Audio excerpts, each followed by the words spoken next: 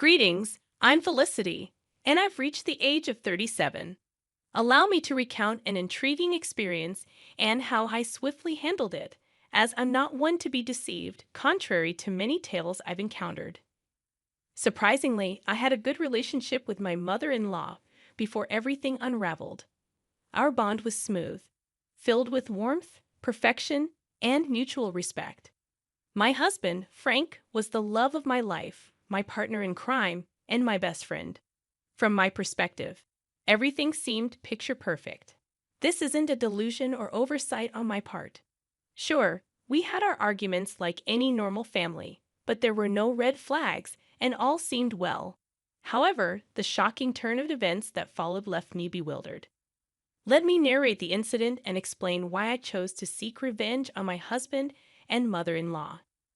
I had planned something special for our family. A vacation originally meant for Frank and me. However, considering Tiana, my widowed sister-in-law, and her loneliness, I decided to include her. I sponsored most of the trip, covering accommodation, meals, and activities. Frank and Tiana were only responsible for their additional expenses. The plan was to treat them to a once-in-a-lifetime vacation in Spain, exploring Barcelona's vibrant streets, savoring tapas, and enjoying the Mediterranean sunshine. The thought of creating lasting memories and strengthening our bond excited me. Little did I know that this grand adventure would lead to events that shook the foundation of trust and shattered the illusion of our perfect family. Backtracking to that fateful day, filled with hope and promise for our Spanish dreams, I stood in the living room holding plane tickets with a smile on my face. Gathering Frank and Tiana, I revealed the surprise. They exchanged puzzled glances, curiosity etched on their faces. Tiana, with her wise eyes, tilted her head slightly. With a flourish, I presented the tickets and shared my plans for our Spanish adventure, hoping to see joy and gratitude in their eyes. Frank's face lit up, expressing genuine anticipation. "Felicity, you truly are something else," he explained. Anticipation bubbled within me as I eagerly awaited the commencement of our extraordinary journey. Tiana, on the other hand, donned a gentler smile, her gaze meeting mine. "Oh, my sweet Felicity, you've truly outdone yourself. This is a gift beyond measure." "I'm deeply touched," she expressed. In that moment, pride and contentment swelled within my heart. Their reactions were a validation of the love and effort I had poured into this surprise. I had envisioned this vacation as the adhesive that would strengthen our bonds, creating unforgettable memories and fortifying the already seemingly unbreakable ties. However, as you might suspect, this tale takes a treacherous turn. Beneath the facade of our seemingly idyllic relationship, a complex web of deceit and betrayal lay in wait, ready to ensnare us all. When the truth unraveled, it would challenge the limits of forgiveness and test the very essence of family bonds.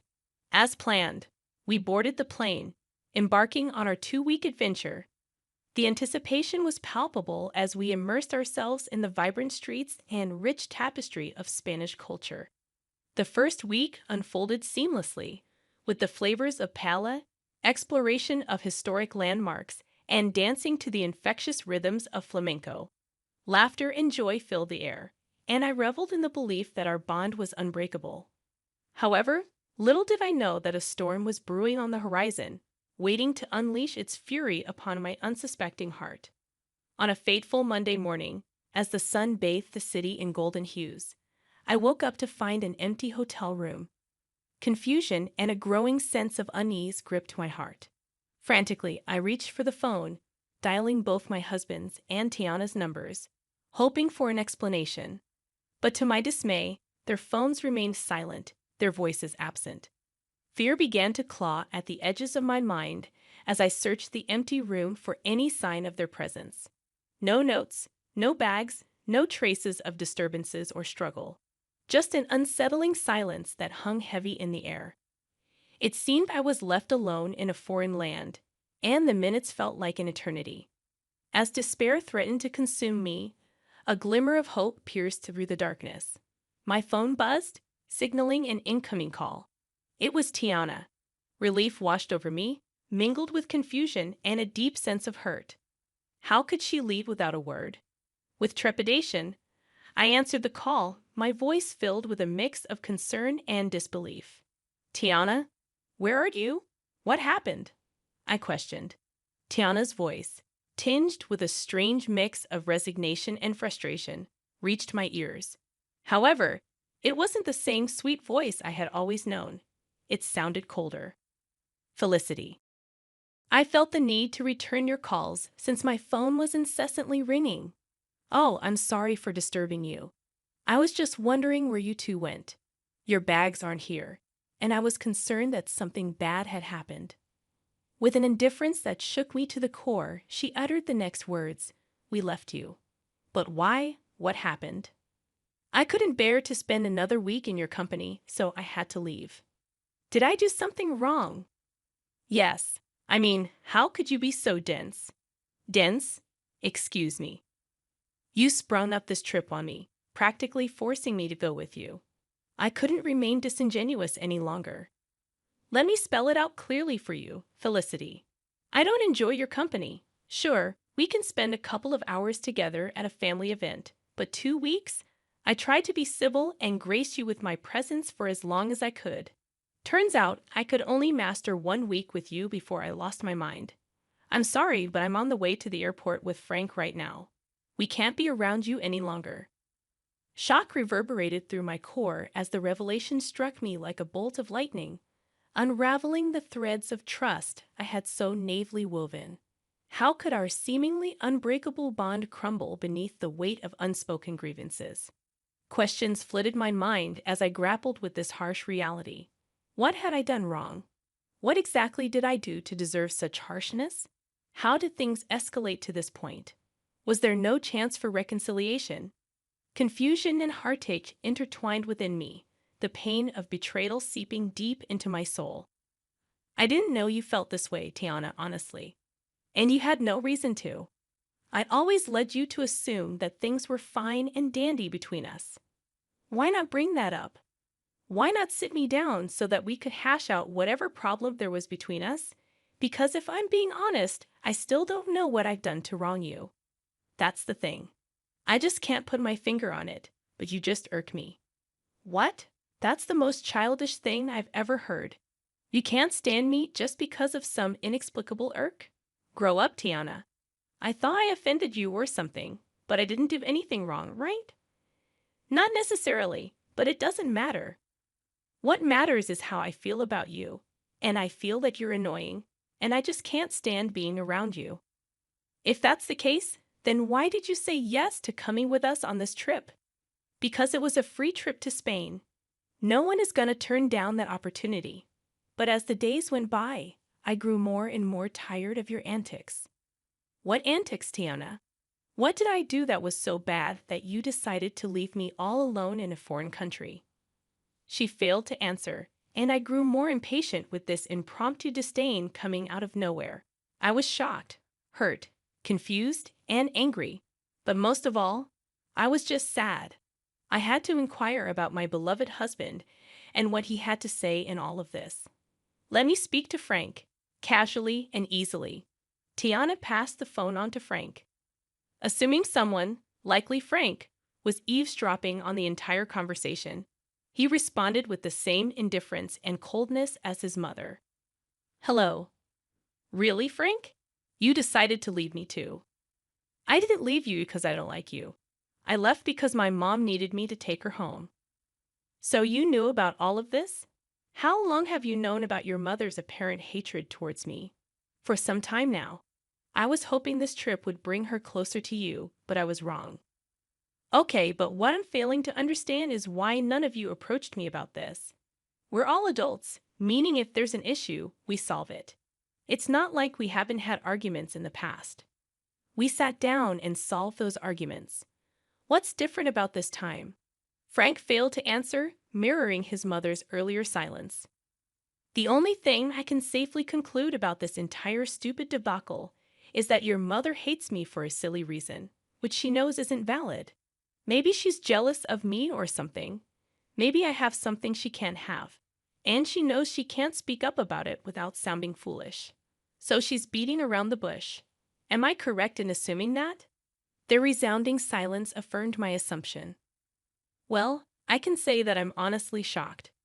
I didn't know that you too felt this way about me. I hope you have a safe flight back home. I cut the call, pacing around the hotel room, still trying to understand the issue. As I contemplated whether I deserved this treatment, I realized that 47 years on this planet had taught me that sometimes people hate for no apparent reason, driven by jealousy or bitterness. It's not uncommon, but the last people I expected this behavior from were my own family. After sobbing for some time, I had an epiphany, taking me back to the moment when I decided to take control of my destiny and seek vengeance against those who wronged me without cause. It was a pivotal moment that would forever change the course of my life. Wiping away my tears, a newfound determination welled up within me. I refused to waste any more precious emotions on their actions. It was time to show them they couldn't trample over my heart and get away with it. With trembling fingers, I dialed my childhood friend Arlo's number, knowing I could trust him with my darkest secrets.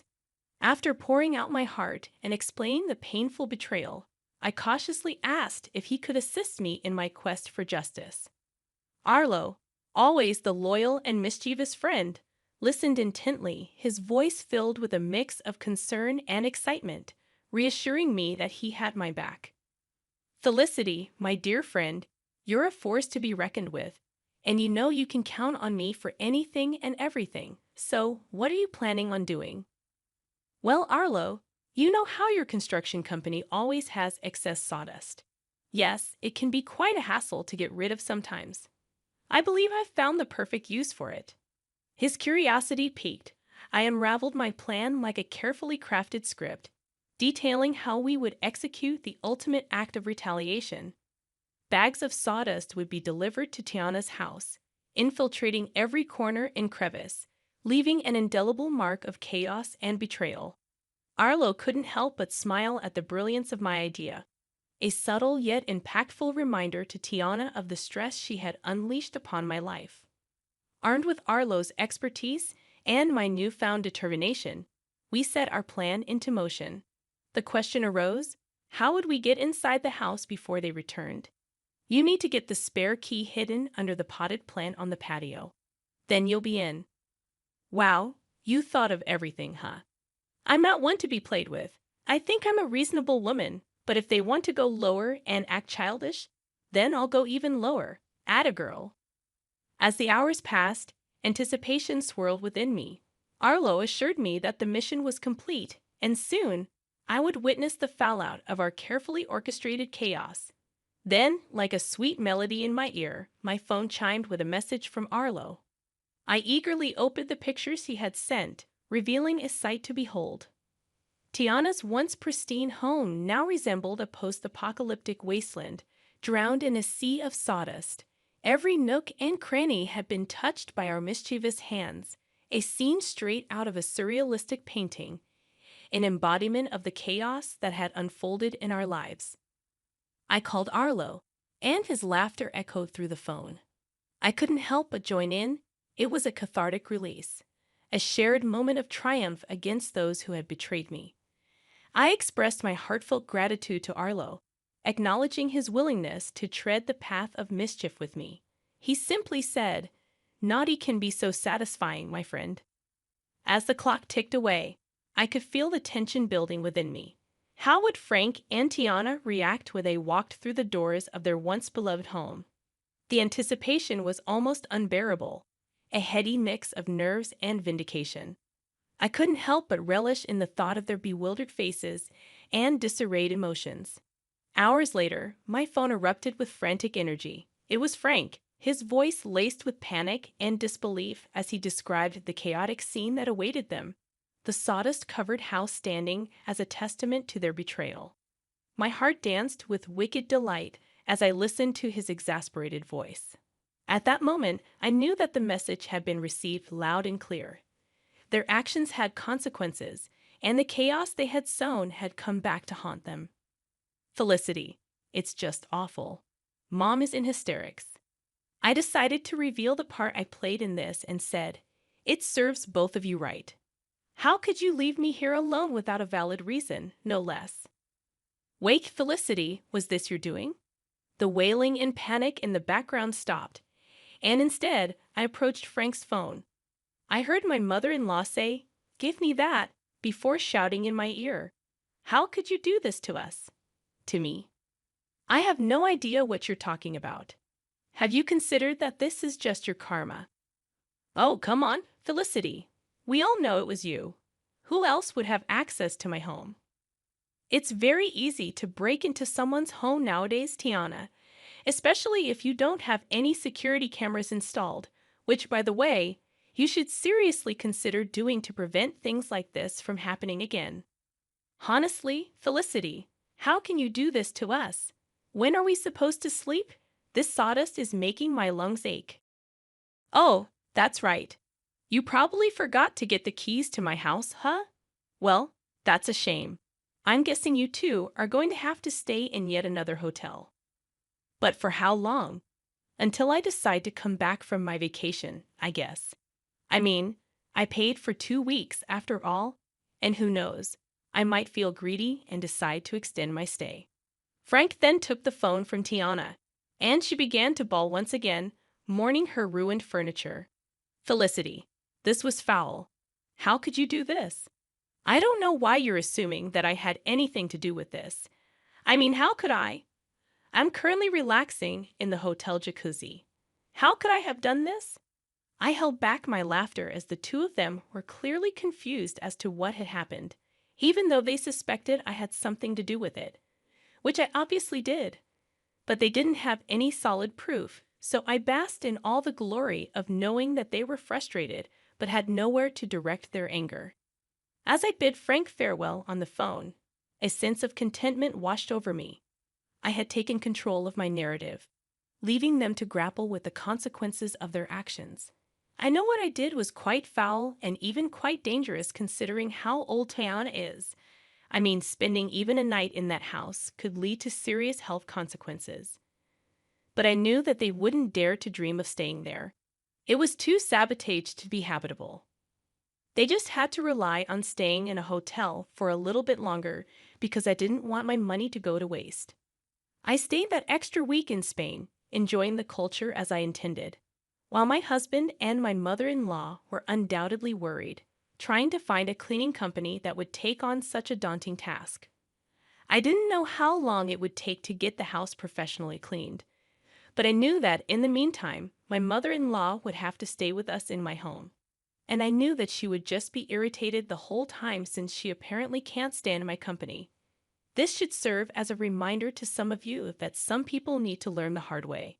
And if it just so happens that you can dish out your own justice, then by all means, go ahead and do it, and really give people something to be mad about.